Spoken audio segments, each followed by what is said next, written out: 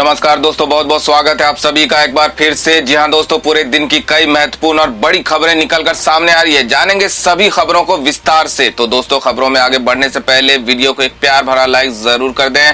और समाजवादी पार्टी नेता का बड़ा दावा, कहा इंडिया गठबंधन की सरकार बनी तो सपा चीफ अखिलेश यादव बनेंगे प्रधानमंत्री। बता दें कि देश में अगले साल होने वाले लोकसभा चुनाव से पहले देश में इंडिया गठबंधन बनाने की कवायद चल रही है। इसकी कई बैठक भी हो चुकी है, लेकिन अंतिम अंजाम पर पहुंचने से पहले ही अब पीएम बनने के दावे भी होने लगे हैं। सपा नेता ने दावा किया है कि यदि इंडिया गठबंधन की सरकार बनी तो सपा चीफ अखिलेश यादव ही पीएम बनेंगे। बता दें कि दरअसल सपा के नेता काशीनाथ यादव ने यह बयान दिया है। उन्होंने कहा कि गठबंधन की सरकार बनी तो अखिलेश ही प्रधानमंत्री बनेंगे। वो एक कार्यक्रम में शामिल होने गाजीपुर आए थे। दरअसल सपा के नेता काशीनाथ यादव ने यह बयान दिया है। उन्होंने कहा कि गठबंधन की सरकार बनी तो अखिलेश ही प्रधानमंत्री बनेंगे। वो एक कार्यक्रम में शामिल होने गाजीपुर पहुंचे थे। दरअसल सपा के नव नियुक्त प्रदेश सचिव सम्मान समारोह में मुख्य अतिथि के तौर पर पूर्व में एमएलसी सम्मान समारोह में शामिल पहुंचे थे। देश में बीजेपी के खिलाफ बन रहे इंडिया गठबंधन को लेकर इससे पहले नीतीश कुमार का नाम पीएम पद को लेकर उछल चुका है। नीतीश के पार्टी के नेता भी बयान दे चुके हैं कि गठबंधन बना और इसकी सरकार बनी तो नीतीश ही पीएम बनेंगे। लेकिन अब अखिलेश यादव की पार्टी के नेता ने अलग दावा कर गठबंधन को लेकर तरह तरह की अटकलें लगानी शुरू हो गई है।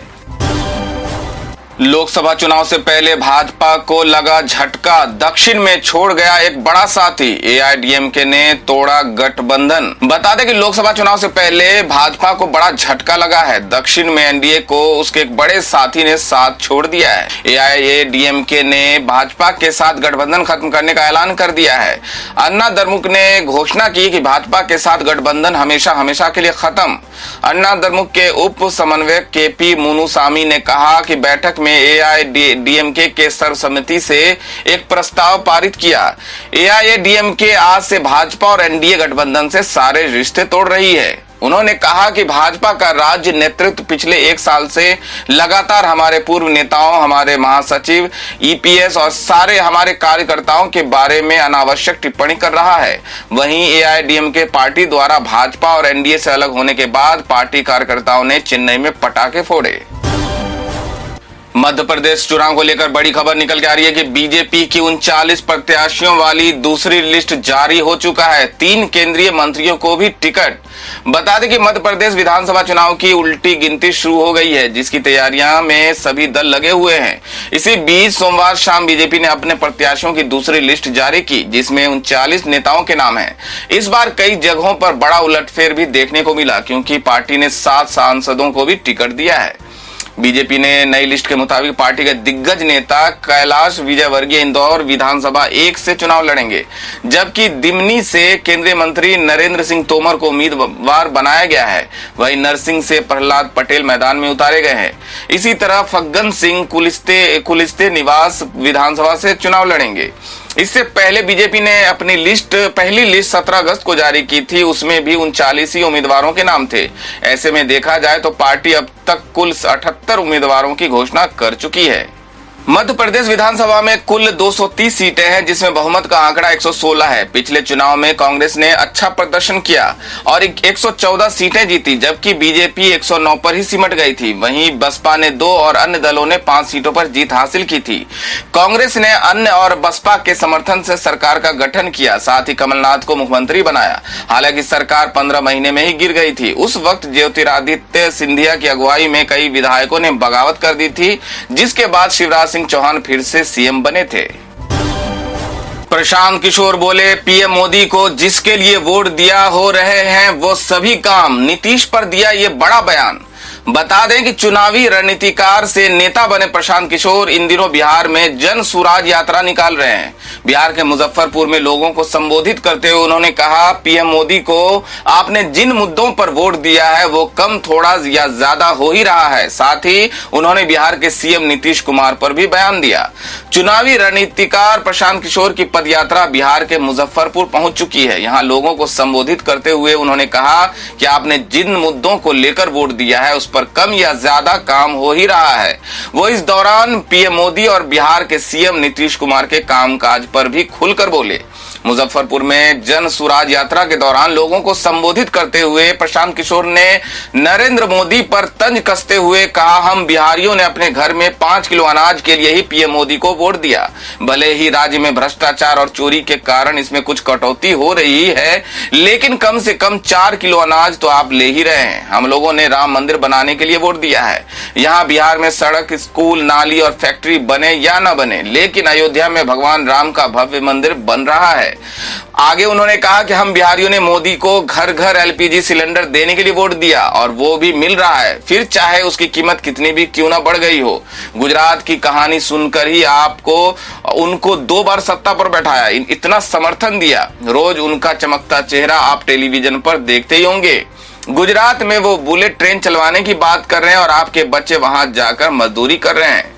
प्रधानमंत्री मोदी के बाद प्रशांत किशोर ने नीतीश कुमार पर तंज कसते हुए कहा कि नीतीश कुमार, हमने बिजली, हर घर बिजली लाने के लिए वोट दिया और बिजली आ भी रही है, भले ही ये कितनी भी महंगी मिले। हम बिहारी अपने लिए वोट देते कहाँ हैं? जात पात देखकर विधायक चुनते हैं तो काम कोई नहीं करेगा। बिहार में हर घर आजकल जाति जनगणना की बात हो रही है। स्कूल, कॉलेज, अस्पताल के लिए बात कौन कर रहा है? जो आपके नेता इस पर काम करेंगे। प्रशांत किशोर ने आगे कहा, यही बात आपको समझाने के लिए हम कई महीनों से पैदल चल रहे हैं। अगर आप अपने बच्चों की चिंता नहीं करेंगे तो कोई नेता या कोई दल आपके बच्चों की चिंता नहीं करेगा। शाहरुख खान की फिल्म जवान ने वर्ल्ड वाइड बॉक्स ऑफिस पर मचाया तहलका, पहुंची 1000 करोड़ के पार। बता दें कि शाहरुख खान की ब्लॉकबस्टर फिल्म जवान बॉक्स ऑफिस पर धूम मचा रही है। जवान लगातार तीसरे हफ्ते टिकट विंडो पर बेहतरीन प्रदर्शन कर रही है। हिंदी के अलावा तमिल और तेलुगु भाषा में रिलीज हुई ये फिल्म लगातार तीसरे हफ्ते कमाई के मामले में जबरदस्त स्पीड पकड़े हुए है। भारत ही नहीं, जवान वर्ल्ड वाइड कलेक्शन में रिकॉर्ड बना रही है। कमाई के मामले में शाहरुख की जवान ने गदर 2 और पठान को भी पछाड़ते हुए ऐतिहासिक कमाई की है।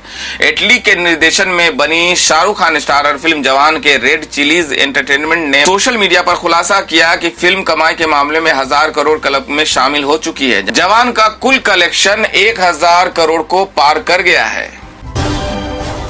तालियों की गड़गड़ाहट और जय श्री राम के नारों के बीच पैगंबर विवाद के बाद पहली बार यूं सामने आई नुपुर शर्मा। बता दें कि पैगंबर के बाद से अंडरग्राउंड भारतीय जनता पार्टी की पूर्व नेता नुपुर शर्मा पहली बार सामने आई हैं। वो फिल्म द वैक्सीन वॉर को प्रमोट करने के लिए आयोजित एक इवेंट में शामिल हुई। इस दौरान उन्होंने भारत माता की जय के नारे भी लगाए। नुपुर 1 साल से अधिक समय तक सार्वजनिक जीवन से दूर रहीं, यहाँ तक कि पिछले साल जून के बाद से वो सोशल मीडिया से भी गायब हो गई थी। नूपुर शर्मा फिल्म के डायरेक्टर विवेक अग्निहोत्री और स्टार कास्ट के साथ मौजूद थीं। नूपुर ने वैक्सीन बनाने वाले वैज्ञानिकों का आभार जताते हुए कहा, मुझे आप लोगों को धन्यवाद कहना है। आप लोगों की वजह से हम भारतीय आज भी जिंदा हैं। आपको हृदय की गहराइयों से आभार। फिल्म के डायरेक्टर विवेक अग्निहोत्री मन से कहते हैं कि मैं बहुत खुश हूं कि हम महिला के बारे में बात कर रहे हैं, महिलाओं के साहस और भूमिका की। मैं एक साहसी महिला को बुलाना चाहता हूं जो दुर्भावपूर्ण मकसदों की वजह से अपने घर में कैद रहने के बाद पहली बार सामने आई हैं। दर्शकों के बीच पीछे की पंक्ति में बैठी नुपुर शर्मा के उठते ही तालियों की गड़गड़ाहट के बीच जय श्री राम के नारे लगाए जाते हैं। बीजेपी सांसद रमेश बिधूरी के खिलाफ कार्रवाई में देरी को लेकर दानिश अली ने उठाए सवाल, कहा कोई। बता दें कि बहुजन समाजवादी पार्टी सांसद दानिश अली को लेकर आपत्तिजनक शब्दों का इस्तेमाल करने के मामले में बीजेपी सांसद रमेश बिधूरी लगातार विवादों में बने हैं। इसी कड़ी में सोमवार को सांसद दानिश अली ने रमेश बिधूरी के खिलाफ कार्रवाई में देरी को लेकर सवाल उठाए हैं। उन्होंने आरोप लगाया कि बिधूरी की विवादित स्वीकृति हासिल थी, तभी कार्रवाई में निश्चित रूप से देरी हो रही है क्योंकि वे संसद में मेरे खिलाफ सबूत ढूंढने की कोशिश कर रहे हैं। सांसद दानिश अली ने आगे कहा, मैं उन्हें चुनौती दे रहा हूं कि अगर उनके पास कोई सबूत है तो उन्हें पेश करना चाहिए। बसपा सांसद का कहना है कि मुझे उम्मीद है कि रमेश बिधूरी के खिलाफ कार्रवाई की जाएगी।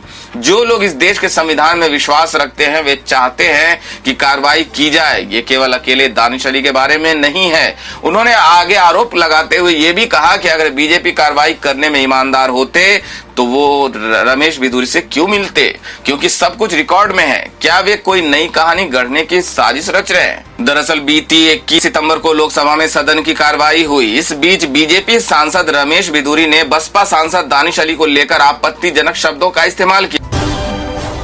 मुस्लिम छात्र को पिटवाने पर सुप्रीम कोर्ट का फटकार, कहा कि सरकार की अंतरात्मा हिल जानी चाहिए।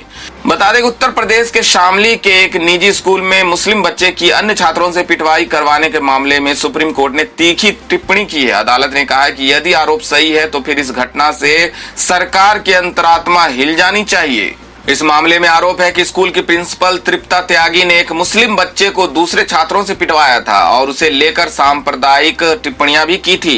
इस मामले जमकर बवाल हुआ था, लेकिन अंत में बच्चे के परिजनों और प्रिंसिपल के बीच समझौते की बात सामने आई थी। सुप्रीम कोर्ट ने यह भी राय दी कि जांच की निगरानी के लिए एक सीनियर आईपीएस अधिकारी को तैनात किया जाना चाहिए। अदालत ने इस मसले को गंभीर और चिंताजनक बताते हुए कहा कि ये तो जीवन के अधिकार से जुड़ा मामला है। अदालत ने इस मामले की अगली सुनवाई 30 अक्टूबर को तय की। इसके साथ ही यूपी सरकार से इस बात को लेकर जवाब मांगा है कि अब तक उसने घटना में शामिल रहे बच्चों की काउंसलिंग के लिए क्या किया। सुप्रीम कोर्ट ने मुजफ्फरपुर पुलिस की ओर से दर्ज एफआईआर को लेकर भी सवाल उठाया और कहा कि बच्चे के पिता ने जो आरोप लगाए थे वे तो इसका हिस्सा ही नहीं है। बच्चे के पिता ने दावा किया था कि उनके बेटे को उसके मजहब के वजह से पीटा गया था। वहीं एफआईआर में ऐसी बात शामिल नहीं है। अदालत ने कहा कि जब हम गुणवत्तापूर्ण शिक्षा की बात करते हैं तो उसमें संवेदनशीलता भी आती है। इस मामले में उसका उल्लंघन किया गया। उत्तर प्रदेश सरकार ने इस मामले को लेकर कहा था कि यह घटना सांप्रदायिक नहीं थी, लेकिन इसे बढ़ा चढ़ाकर पेश किया गया। बता दें कि अदालत ने 6 सितंबर को इस केस में यूपी सरकार को नोटिस जारी कर जवाब मांगा था। बेंच ने सरकार से पूछा गया था कि आखिर मामले में क्या एक्शन लिया गया और बच्चे के परिवार के संरक्षण के लिए क्या किया गया।